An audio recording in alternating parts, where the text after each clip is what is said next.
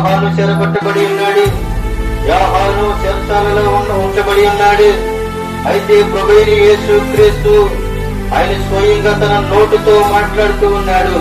ఏమంటూ ఉన్నాడు అంటే, కాలము పరిపూర్ణమై ఉన్నది, కాలము పరిపూర్ణమై ఉన్నది, దేవుని రాజ్యము సమీపించి ఉన్నదని చెప్తూ మీరందరూ కూడా మారు మనసు పొందుడి, మారు మనసు పొంది సువార్తను నమ్మండి.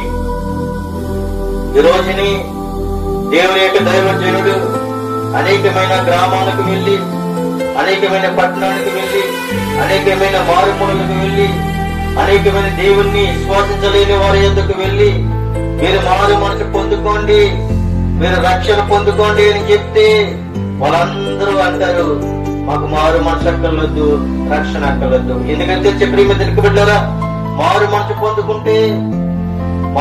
పొందుకుంటే రక్షణ పొందుకుంటాం. రక్షణ పొందుకుంటే మన శరీర కోరికలను, మన చెడు తలంపులను, చెడు ఆలోచనలు, చెడు హృదయాలను, దుర్భాషలు అన్ని విడిచిపెడతాం. కానీ మారు మనసు అక్కర్లొద్దు, రక్షణ అక్కర్లొద్దు అని అనుకుంటే ఈ లోకంలో సంతోషంగా జీవించాలి అని అనుకుంటాం. ఈ లోకంలో సంతోషంగా జీవించాలని అనుకుంటే శిక్షకు పాత్రుడివి గాని రక్షణలోనికి నువ్వు వెళ్ళలేవు. నువ్వు సంతోషంగా జీవించాలి, రక్షణ భాగ్యంలోకి నడవంపబడాలి అంటే నువ్వేమై ఉండాలంటే మారు మనసు పొందాలి అని ప్రభు సెలవిస్తూ ఉన్నాడు. మరి యొక్క మాట మనం చూసినట్లయితే బిడ్డలారా, నా కాలము సమీపమై ఉన్నదని ఇక్కడ మరి ఒక మాట మనం చూస్తూ ఉన్నాం. మత్తయి సువార్తలోకి చూసినట్లయితే 26వ అధ్యాయములో, మత్తయి సువార్త 26వ అధ్యాయము 17వ వచనంలో మనం చూసినట్లయితే ఆయన మరి ఒక మాట మనకు తెలియపరుస్తూ ఉన్నాడు.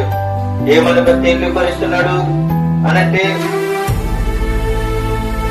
పులియల రొట్టెల పండుగలో మొదటి దినమందు శిష్యులు యేసునొద్దకు వచ్చి, పస్కా పూజించుటకు మేము నీ కొరకు ఎక్కడ సిద్ధపరచకూరుచున్నామని అడిగిరి. 18వ వచనంలో, అందుకు ఆయన, మీరు పట్టణము అందున్న ఫలానా మనుషుని యొద్దకు వెళ్లి, నా కాలము సమీపమై ఉన్నది, నా శిష్యులతో కూడా నీ ఇంట పస్కాని ఆచరించేదనని బోధకుడు చెబుతున్నాడని అతనితో చెప్పడను. ప్రియమైన తెలుగు బిడ్డలారా, ఇక్కడ పస్కా పండుగను పూజించుటకు పస్కా పండుగ వచ్చినప్పుడు పస్కాను పూజించుటకు ఆయన ఎక్కడ పూజించాలి, ఏ స్థలంలో పూజించాలి, ఏ ఇంటిలో పూజించాలి అని చెప్తూ అంటున్నాడు, నా కాలము సమీపమై ఉన్నది అని చెప్తూ ఉన్నాడు. నిజమైన ప్రియమైన తెలుగు బిడ్డలారా, యేసు పుట్టాడు, యేసు మన కొరకు పుట్టాడు, మన పాపముల కొరకు పుట్టాడు. అయితే తీరా చూసినప్పటికీ ఆ కాలము సమీపమై ఉన్నదని పరిశుద్ధాత్మ దేవుడు మనకి తెలియపరుస్తూ ఉన్నాడు. అయితే మరి ఒక మాట మనం చూసినట్లయితే ఆయన స్త్రీ అని పుట్టాడు, కాలము సమీపమై ఉన్నదని చెప్తున్నాడు, కాలము పరిపూర్ణమై ఉన్నదని చెప్తూ ఉన్నాడు. అయితే ఇక్కడ మనం చూసినట్లయితే మనము దత్తపుత్రులము అని ఇక్కడ దేవుడు బయలుపరుస్తున్నాడు.